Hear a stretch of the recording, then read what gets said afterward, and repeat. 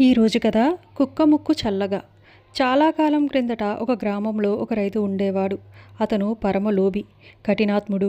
అతని పిల్లలు ఒక కుక్కని తెచ్చి మక్కువతో పెంచుతూ ఉండేవాళ్ళు. ఈ పని రైతుకు ఏమాత్రం ఇష్టం ఉండేది కాదు. కానీ జాలిగుండె గల అతని భార్య మాత్రం విశ్వాసం గల ఆ కుక్కను ప్రాణప్రదంగా చూసుకునేది. ఒకప్పుడు ఆ ఊరిలో భయంకరమైన అంటువ్యాధి ప్రవేశించింది.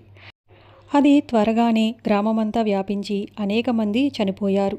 గ్రామస్తులు ఈ పరిస్థితి చూసి హడలిపోయి మరొక ఊరు చేరుకుని ప్రాణాలు నిలబెట్టుకోవటమే గత్యంతరమని నిశ్చయించుకున్నారు. ఆ ఊరు నుంచి కదిలిపోవాలంటే 2-3 రోజులు పడవ ప్రయాణం చేయాలి.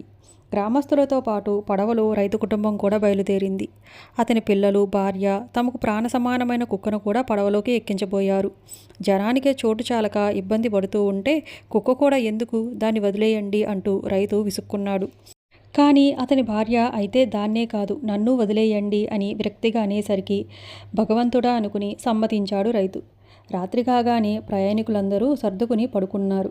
కుక్క మాత్రం సహజ సిద్ధమైన విశ్వాసగుణంతో పడవను నలుమూలలా పరీక్షిస్తూ కాపలా కాస్తూనే ఉంది. అది అలా కాపలా కాస్తూ ఉండగా ఒకచోట పడవలోకి నీళ్లు వస్తున్నట్లు కనిపించింది. ఈ నీళ్లు ఎందుకు వస్తున్నాయా అని కుక్కకు కంగారు పుట్టి పడవంతా కలియ తిరిగి చూడగా ఒకచోట ఒక చిన్న రంధ్రంలో నుంచి పడవలోకి నీళ్లు రావటం కనిపించింది. జనమంతా పాపం నిశ్చింతగా నిద్రిస్తున్నారు. ఈ రంధ్రంలో నుంచి నీరు వస్తున్న సంగతి కుక్కకి తప్ప మరొకరికి తెలియకపోయే. ఇలానే ఊరుకున్నట్లయితే మరొక గంట సేపట్లో నీరు జోరుగా ప్రవేశించి పడవ మునిగిపోతుంది. ఏం చేసేది? ఇన్ని ప్రాణాలు ఎలా నిలుస్తాయి అంటూ కుక్క అనేక విధాల మదనపడగా దానికి మెరుపులాగా ఒక చక్కటి ఆలోచన వచ్చింది.